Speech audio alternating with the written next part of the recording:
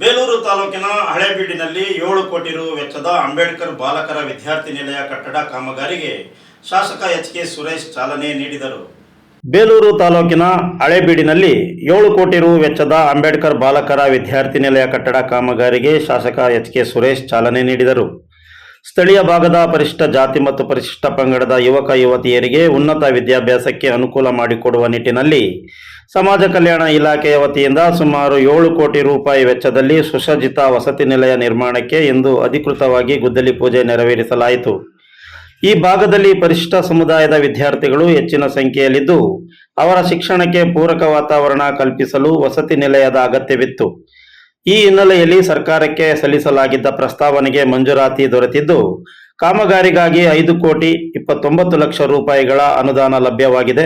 ಮಾಧ್ಯಮಗಳೊಂದಿಗೆ ಶಾಸಕ ಸುರೇಶ್ ಮಾತನಾಡಿ, ಈ ಯೋಜನೆಯು ಕೇವಲ 6 ರಿಂದ 8 ತಿಂಗಳ ಅವಧಿಯಲ್ಲಿ ಪೂರ್ಣಗೊಳ್ಳಲಿದ್ದು ಮುಂದಿನ ಶೈಕ್ಷಣಿಕ ವರ್ಷದ ಆರಂಭದ ವೇಳೆಗೆ ವಿದ್ಯಾರ್ಥಿಗಳ ಬಳಕೆಗೆ ಮುಕ್ತವಾಗುವಂತೆ ಮಾಡುವ ನಿಟ್ಟಿನಲ್ಲಿ ಕ್ರಮ ಕೈಗೊಳ್ಳಲಾಗುವುದು. ಕಟ್ಟಡ ನಿರ್ಮಾಣದ ವಿಷಯದಲ್ಲಿ ಯಾವುದೇ ರಾಜಿ ಇಲ್ಲದೆ ಅತ್ಯಂತ ಉತ್ತಮ ಗುಣಮಟ್ಟದ ಕೆಲಸವನ್ನು ಮಾಡಬೇಕೆಂದು ಸಂಬಂಧಪಟ್ಟ ಇಲಾಖೆಯ ಅಧಿಕಾರಿಗಳಿಗೆ ಹಾಗೂ ಗುತ್ತಿಗೆದಾರರಿಗೆ ಕಟ್ಟುನಿಟ್ಟಿನ ಸೂಚನೆ ನೀಡಲಾಗಿದೆ ಎಂದರು.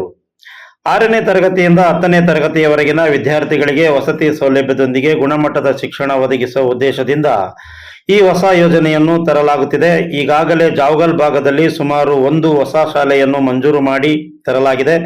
ಅದೇ ಮಾದರಿಯಲ್ಲಿ ಇದು ಕೂಡ ಮತ್ತೊಂದು ಹೊಸ ಶಾಲೆಯಾಗಲಿದೆ ಎಂದರು. ವಸತಿ ಸೌಲಭ್ಯವನ್ನು ಒದಗಿಸಿದೆ. ಯಾಕೆಂದರೆ ರೈತಾಪಿ ಬಂಧುಗಳಿಗೆ ವಸತಿ ಸೌಲಭ್ಯ ಏನಕ್ಕೆ ಬೇಕು ಅಂದರೆ ಮಕ್ಕಳುಗಳನ್ನ ಶಾಲೆಗೆ ಕರ್ಕೊಂಬರ್ತಕ್ಕಂಥ ಕಷ್ಟ ಆಗುತ್ತೆ.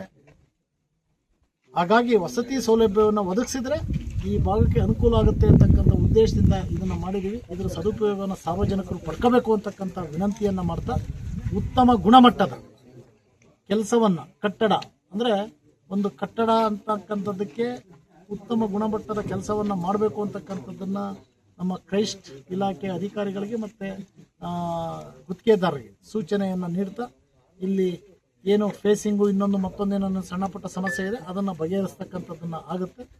ಕೂಡಲೇ ಈ ಕಾಮಗಾರಿ ಪ್ರಾರಂಭ ಆಗುತ್ತೆ ಅಂತಕ್ಕಂಥದ್ದನ್ನು ತಮಗೆ ಮಾಹಿತಿಯನ್ನು ಕೊಟ್ಟು ಇದರ ಈ ಸಂದರ್ಭದಲ್ಲಿ ಪ್ರಮೇಶ್, ಸೋಮಣ್ಣ, ಸಮಾಜ ಕಲ್ಯಾಣ ಇಲಾಖೆ ಉಪನಿರ್ದೇಶಕ ಲಿಂಗರಾಜ್, ರಂಜಿತ್, ಪ್ರಸನ್ನ, ಲೋಹಿತ್, ಶಿವನಾಗ ಮುಂತಾದವರು ಹಾಜರಿದ್ದರು.